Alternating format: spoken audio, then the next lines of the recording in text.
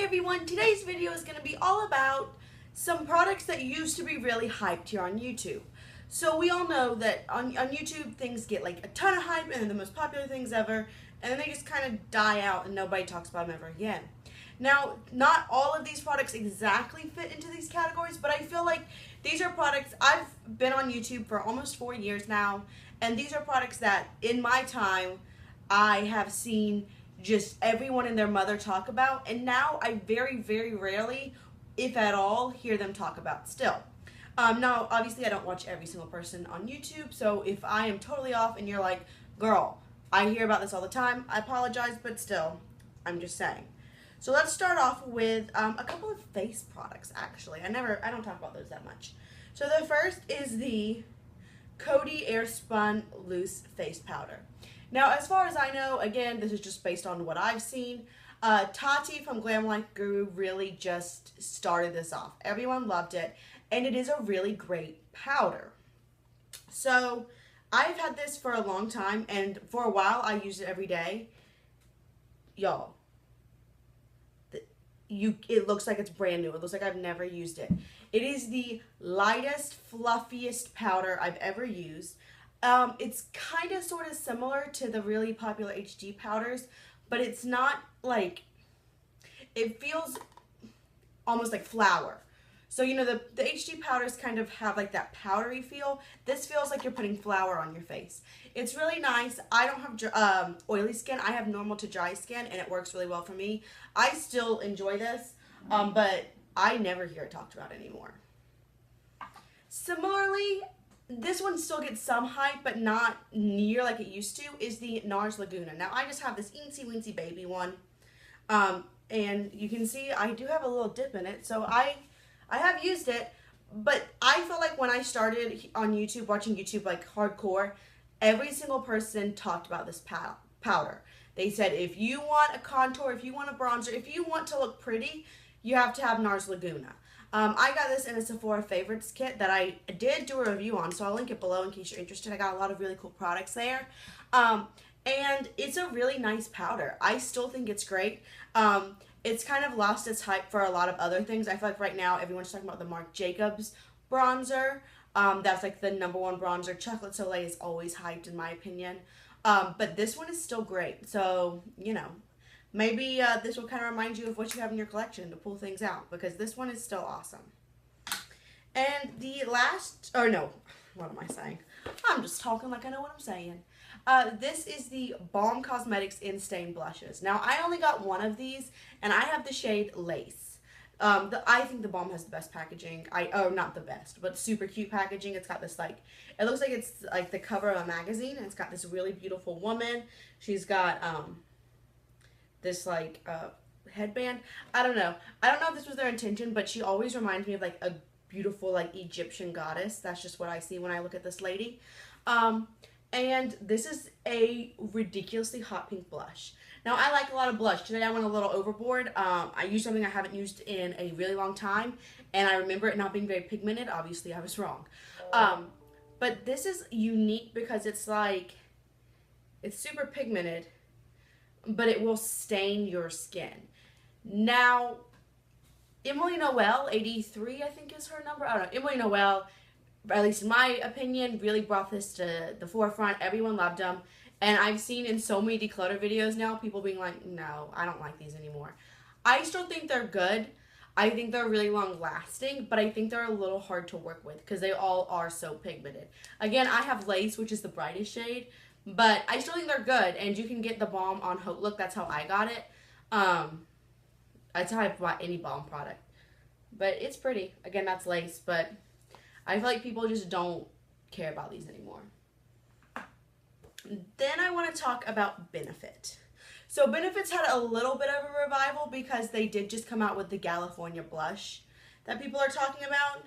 But again, when I started YouTube, everyone was all about Benefit box blushes. Now, this is a relatively new palette. It came out last year. And it just has, these are the only Benefit box blushes I own. So it's got Dandelion, Hula, Rockateur, Coralista, and Dallas. Rockateur, I think it came out when I first started YouTube. And everyone talked about it. I mean, it's a beautiful blush. They are really pigmented and really nice and really... Oh, no! Nothing died. Comes out of... Oh, my gosh. No. Look at my pants, y'all. I'm actually wearing pants to film for once. Cool, Benefit. Cool. Comes out of its packaging super duper easy. I've never taken it out. Anyway, people used to love these Benefit box blushes. They thought they were like the greatest thing ever. And they are really nice. Again, I don't know. I really like blush, but I like a matte neutral blush. And my favorite of these is Dandelion. I like a neutral or a cool tone pink. And it's really pretty. But I just don't think that they're anything amazing. I think they're pigmented and nice, but I haven't noticed them being anything awesome. And I think that's probably why they lost their hype. But I just remember when I started here, everyone and their mother loved Benefit blushes. I do want to get another one though. There's the Havana. It's like the purpley one. I really want that one. All right. Now we're going to go into some eyeshadow. Well, let's go into, I only have one lip product that I could really think about. I'm sure there's a bazillion and 8 others, but this is the one that I just remember everyone loved. So this is the Revlon Color Burst Matte Balm. Everyone died for this. This one specifically is in the shade Standout 250. This had its time on YouTube. Because look at it. It's a beautiful deep blue tone red. And honestly, it is my favorite red in my collection to this day. I don't think it has the best lasting power. And I do notice it kind of will smear depending on the temperature and all that. But it's still beautiful and amazing. And I don't know why people don't talk about this anymore. That's not true. I do know. Everybody comes out with new things. You know, chubby pencils used to be the way to go. Every single brand had their new chubby pencil. And now it's liquid lipsticks. Although liquid lipsticks are kind of dying out. Lip toppers are becoming a thing. But this is an amazing red lipstick. It's from the drugstore. If you are looking for one, I still think this is great. It might not be very talked about on YouTube, but it's amazing. The next one I want to talk about, I don't know. Maybe it is, and I just don't, I don't know. I feel like MAC is just not talked about here on YouTube anymore. This is a quad that I recently made. You know, my pants are like... Oh, I'm gonna have to shout at them. I recently made this quad because I had never tried MAC shadows. But I remember the year of the Alluring Aquatics, I want to say that was 2014. Everyone bought the entire collection. And everyone was like, MAC, MAC, MAC, MAC, MAC. And now I feel like people will occasionally buy some stuff, but it's not like it used to be. I feel like MAC used to be super duper hyped. And they're still really good. They've been partnering a lot with people that I personally do not know. I don't listen to popular music. Well, that sounds really like hipstery and like douchey. I love the Beatles and like old music. Paul McCartney, hello. And then, just in case, I think I've showed this. So, that's a John Lennon thing. But those 4 are the Beatles. And then that's a Paul McCartney concert I went to in 2015. But I listen to old music and I listen to country music. So a lot of these people might be like, musical artists, and I just don't really know them. And then they have a lot of like actual like artists, and that's not my scene. Nothing against it, don't get me wrong, but it's just not the world I live in. You know, if you put a sea star and a seahorse on a piece of paper, I'll probably buy it. I like that. I have a very specific nautical themed taste. But anyway, so I don't feel like MAC has a lot of collaborations that I really know about anymore. And I feel like in general, YouTube just kind of got over MAC. And people, I mean, like, okay, they'll have 1 or 2 products. Like, Oh Darling from, was that this past Christmas or was it 2 Christmases ago? I don't remember. But when Oh Darling came out, everyone died for it. It was 2 Christmases ago. So they still have like 1 or 2 products that occasionally people love.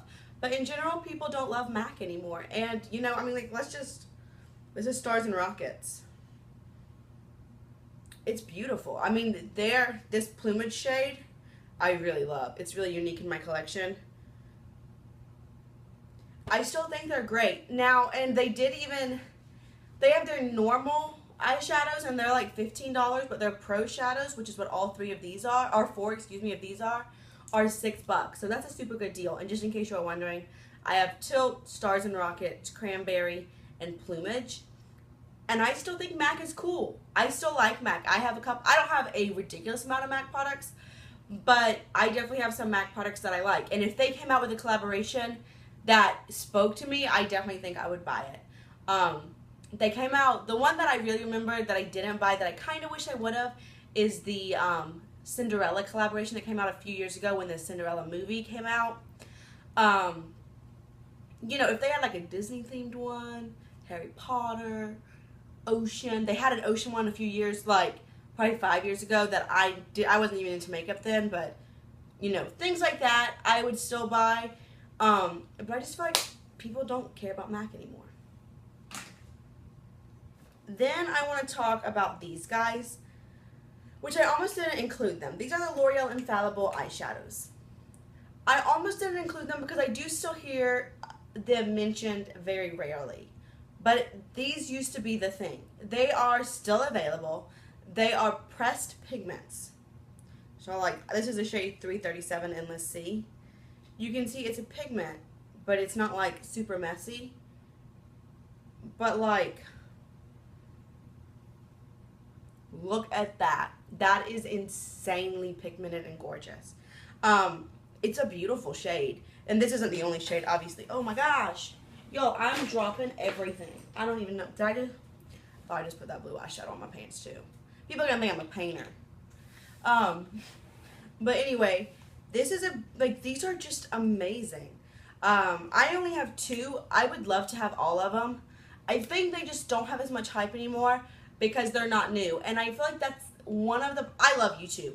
And I'm not trying to get on the soapbox or like crap on YouTube or the beauty community. I know a lot of people have made videos like that. Good on you, you do you.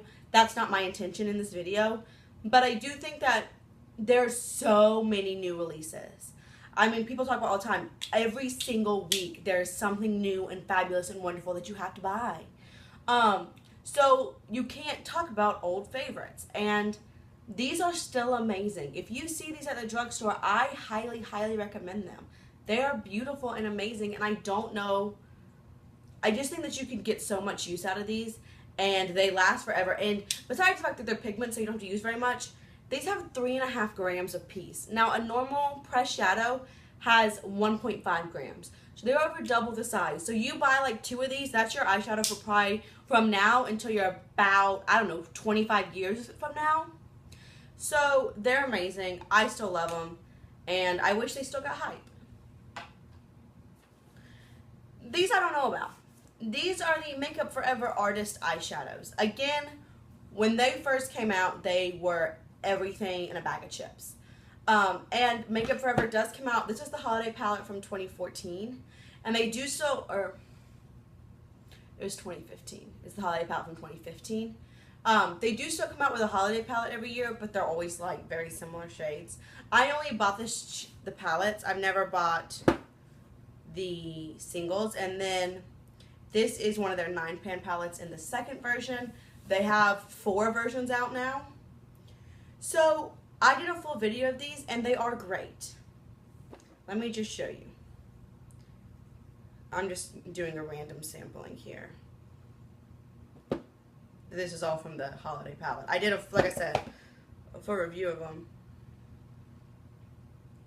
They're beautiful.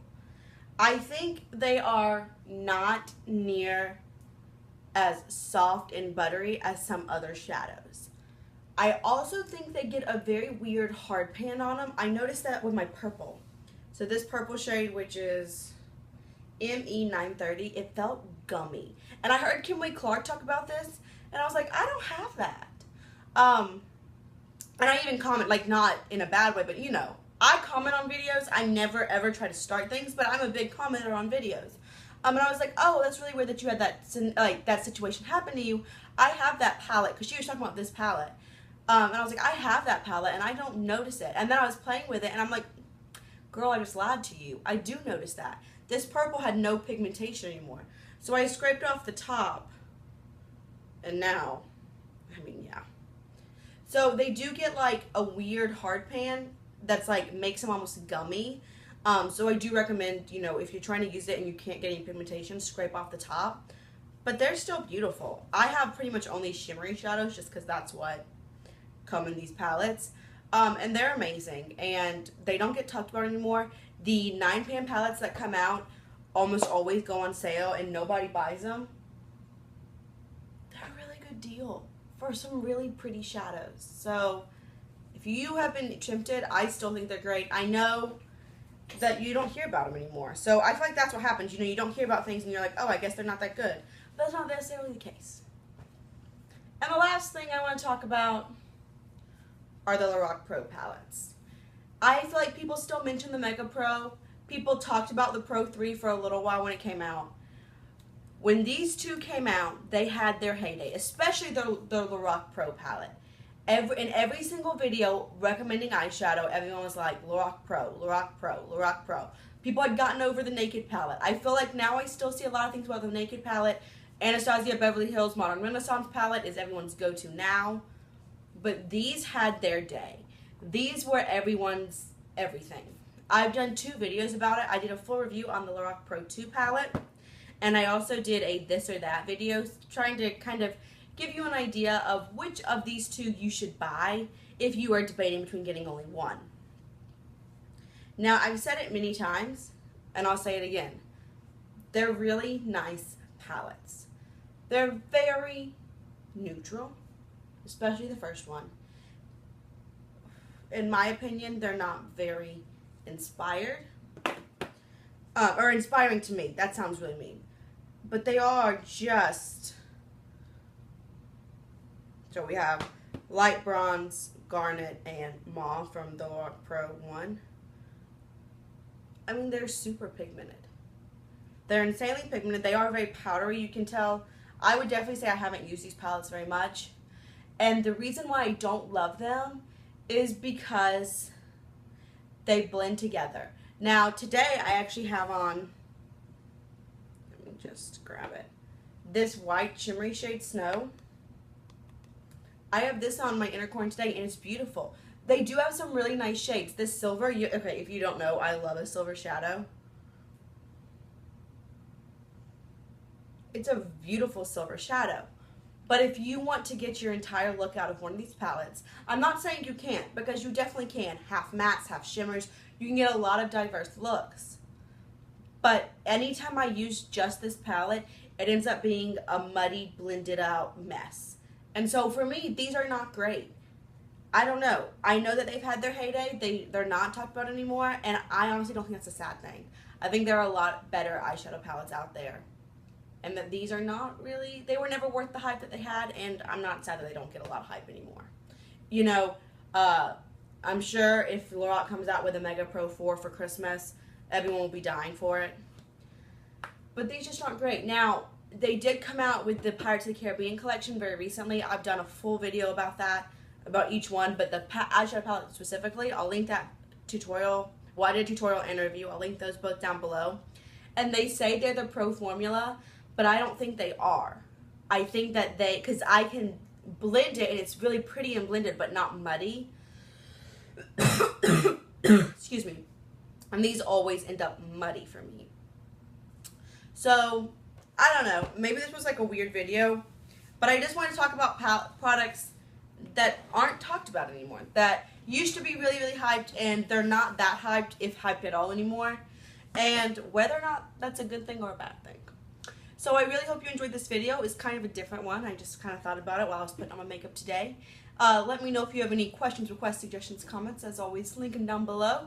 I love speaking with y'all. It's one of my favorite things. And with that, I'll see y'all real soon. Bye.